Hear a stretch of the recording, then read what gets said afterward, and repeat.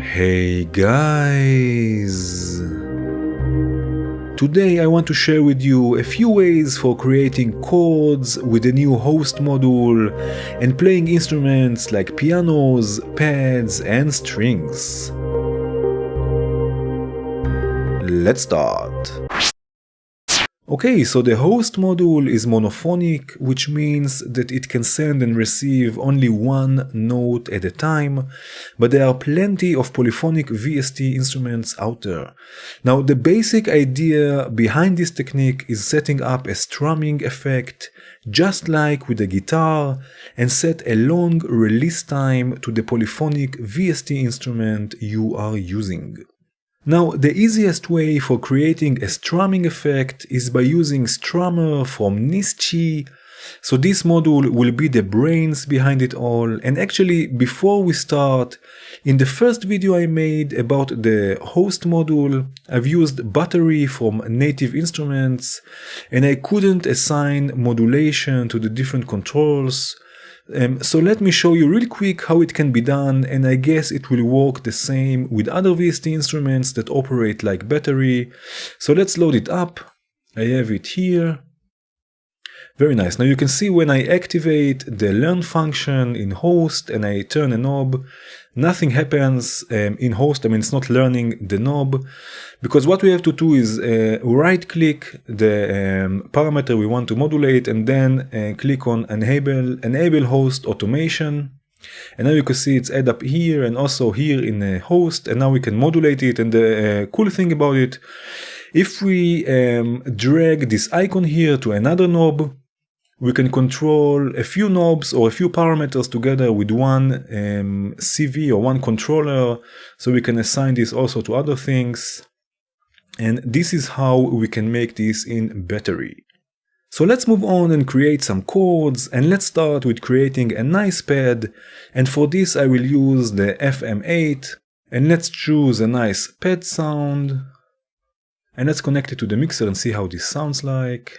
Let's put this here. Very nice. So this is our pad. Okay, so now let's start with programming the notes we want in our chord.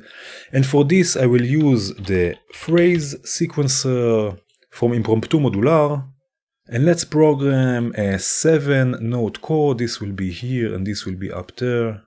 So I will change the length of the sequence with this button here to 7, because I want 7 notes in my chord. And the important thing to know here is that the length of the sequence should be as long as the biggest chord you want to program. So if now we have a 7-note chord, but in the next sequence I will want a 4-note chord, still both sequences have to be 7 steps long. And we will see also why soon enough. So let's start entering notes. I will start down here in this register. I will enter a D. Then I will go one step forward, go one octave up, another D, then in the same octave, in the same register an F, and then in the same register an A. And then let's go one octave to C, and then in the same octave to F again, and then one octave upwards and another D. So now we have our chord set up and we can start dealing with strummer. We have 6 trigger outputs, one for each tap, and we can set the delay amount in this window here between each tap. And I found that 3 milliseconds apart works just fine. You have to click and drag the numbers here, and of course you can experiment with it. Now we have 7 notes for our chord, so we will need actually 7 taps. So let's add another strummer. I will just duplicate this one and chain them. So I will take the trigger output from the last tap and trigger the first tap of the second strummer. And this is why we need to set the sequencers to have the same length, because we will use the same number of trigger outputs from strummer. And if we will send 7 triggers to a 4-step sequence, some of the notes will play twice, but if we want a 4-note chord and we have a 7-step sequence, we can make sure that each note will play only once, and we will see soon also how to set it up. So now we will need to combine those triggers somehow so we can send them all together to run the sequencer. And for this we will use umix from Bog Audio. This will mix all of our triggers, and actually they are 3 milliseconds apart, so they will not play together, but still we can send all of them together to one input. So let's send the first 6 taps. 1, 2, 3, 4, 5, and 6. And the 7th trigger we will have to take from the second tap, because we want to have the 3 milliseconds delay between all the taps. So between the first one and the second one we have 3 milliseconds, that's what we set up. Between the second one and the third one we have again 3 milliseconds and so on. But when tap number 6 is triggering tap number 1 in the second strummer, they will play in the same time. Now we want 3 milliseconds apart from one another, so we will use the trigger coming out from the second tap. So let's take this from a umix to the clock input of the sequencer and make sure that the run function is on. And here there is also something important to keep in mind when driving the sequencer from the clock input. The first active step will be the one after the step we are on. So if now we are on the first step, when triggering the sequencer it will start from the second step. So what we have to do if we want to start on step number 1, we have to set the sequencer to be on the last step of the sequence. So when being triggered, the first played note will be the first step of the sequence. For this we can use the manual gate module, also from Bog Audio. And let's disconnect strummer for a second and connect the gate module to the clock input. And now we can push the active step to the last step of the sequence. In this case it's step number 7, so we'll go to the last step. And this will make sure that when we drive the sequencer, the first note that will be played will be the note that is on step number 1. So now let's connect strummer again from umix and send the CV and gate to host. Let's put this here also. And we want to make sure that the attack of our sound is all the way down. In this case it's here in the FM8. Because we are using triggers, so the envelope will not have enough time for a longer attack duration. And let's set up also some release. So again the note will sustain, and this you can set as you see fit. And let's see now how it sounds like. So I will trigger strummer manually in this case, but you can also send the clock or a sequencer to it. So let's see how it sounds like.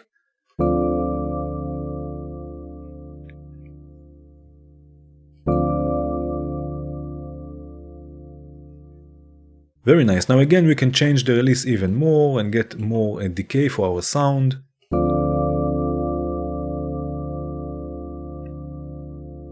Very cool. Now what if we do want a longer attack time? So for this we will use rampage from Befaco. Because like we all know, rampage, it's triggers for breakfast. And what we will do, we will trigger rampage with the global trigger output of the first strums. So each time we trigger our chord, also rampage will be triggered, and now we can set a nice long envelope. So let's take the rise a bit up because we want a longer attack, and the release also a bit up. And with this we will modulate the level of FM8, and by that having a long attack duration. So let's assign the first window to modulate the level. I will click it and activate the learn function and move the volume fader. And you can see it's assigned. And let's send rampage to this CV input. And let's see how this sounds like.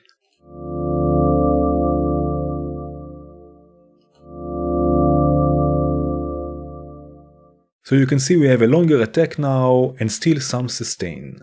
Now of course it will work differently with different VST instruments, but this is a basic way for creating chords with the polyphonic VST instrument. And let's actually see how we can create chords also with the piano in Kontakt. So let's load Kontakt. I will add another host module. And I will choose Kontakt from the list. Very nice. And I will use Maverick for this piano library. And let's already send it to the mixer.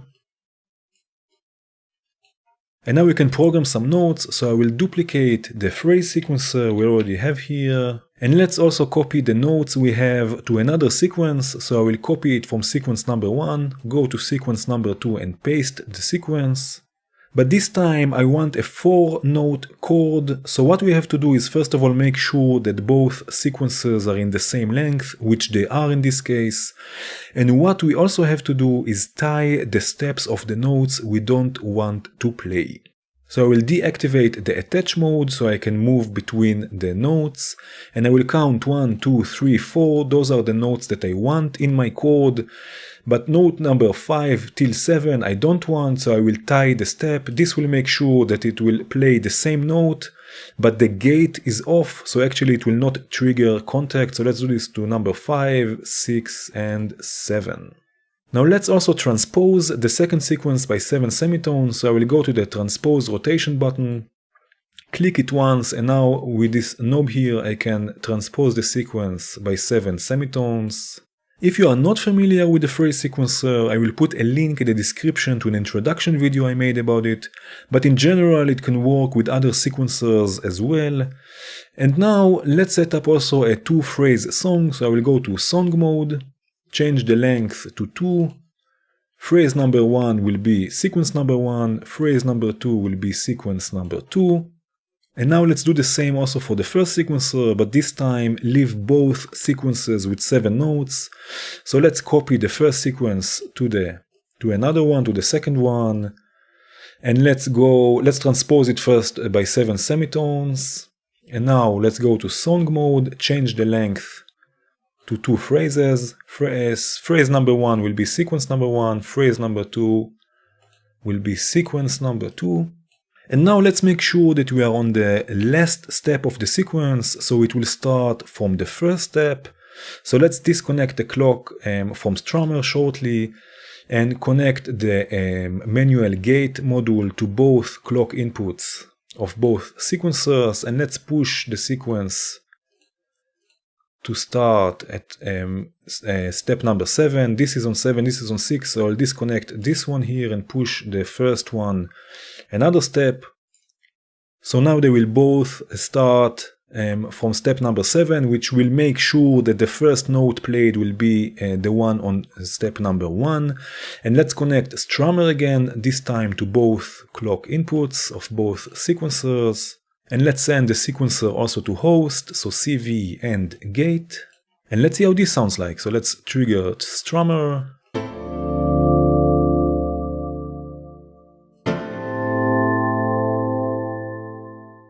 So you could hear that we have chords, but the duration of the notes is really short, and that's totally okay if you want a sort of a stab sound, but I want to add sustain to the notes. So let's open up Kontakt.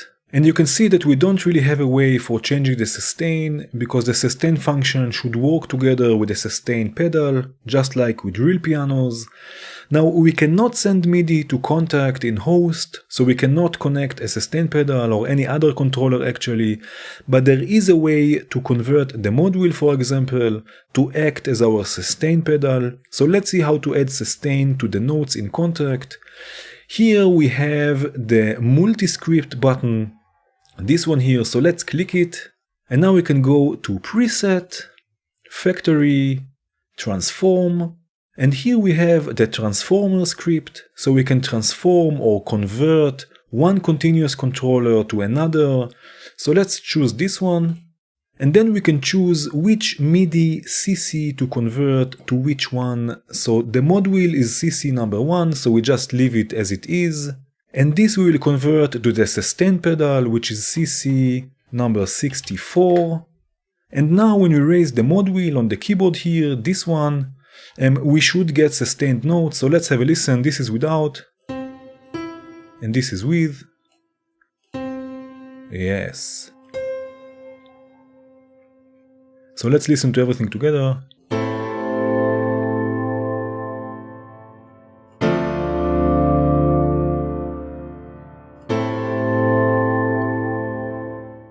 One thing you should keep in mind is when you save a patch with this setting, next time you open it, there is a good chance you will have to activate the sustain by raising the mod wheel. It's no big deal, but just be aware of it.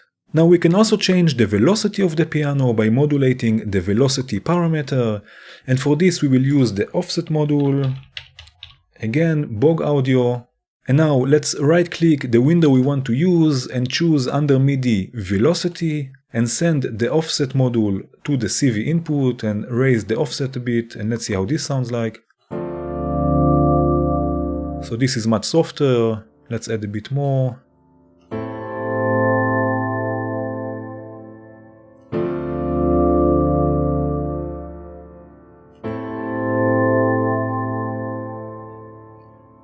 Okay, so we looked at how to do this with the soft synth, where we can change the decay or release time of its envelope, and we looked also at how to do this with the piano in Kontakt, and now let's have a look at how we can create chords with using strings. So let's use another host, and load up Kontakt again,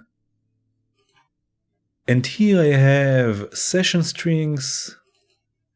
So let's already connect it to the mixer. Very nice. And again, let's set up the mod wheel to act as our sustain pedal so we can activate the sustain function. Again, we will go to this button here, the multi-script button, click it, go to preset, factory, transform and transformer. And here we will leave it at a continuous controller number 1, which is our mod wheel, and we will convert it to a CC number 64, which is the sustain pedal.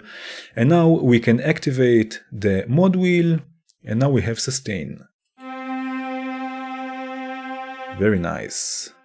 Now let's use the same signals coming out from the first sequencer, and we will see the problem we are facing when using strings. So let's take the C, V and the gate, and let's again activate the mod wheel, and now let's have a listen.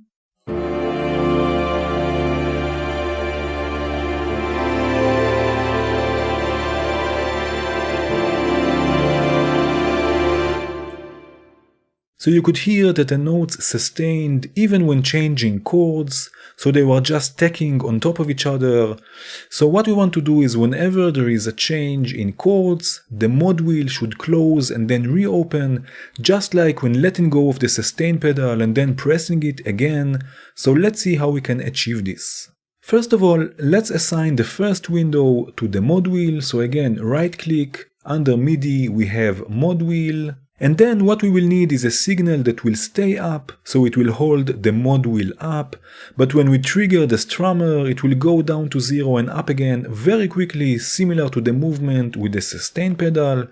So the most fitting tool for this will be an envelope, but it will have to be inverted, because again we want it to stay up at maximum voltage, and only when triggered go down and up again very quickly. So I will use the D ADSR H module from Bog Audio. Again, Bog Audio. Let's close this here. It's this one. And let's have a look at this module for a second. First of all, we need to change the mode to trigger mode, because strummer again is outputting very short pulses and not gates. Then, because we want our envelope nice and snappy, let's turn down the attack, the decay, the sustain, and the release, so everything moves very fast. Now let's send the global trigger from the first strummer to trigger this envelope, this one here. So each time we trigger the chords, the envelope will also be triggered. And this module has an inverted output, exactly what we need in this case, so let's send it to the mod wheel CV input we just set up. And now, with each chord change, the envelope will close and open the mod wheel, which is functioning as a sustain pedal in this case, and we will not have a problem with stuck notes.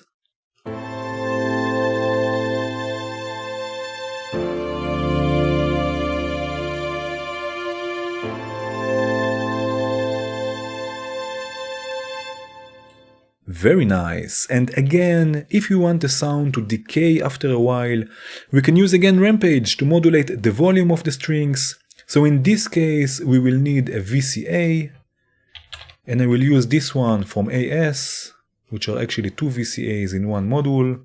and send host through it to the mixer. So let's make the connections. Very nice. Now let's set a nice envelope with a long decay and some attack time. So this will be the second envelope in Rampage, something like this maybe. And use this to modulate the strings, so we'll connect it to the CV inputs of the VCA. And let's trigger this side of Rampage with the same trigger coming from strummer. And let's see how this sounds like.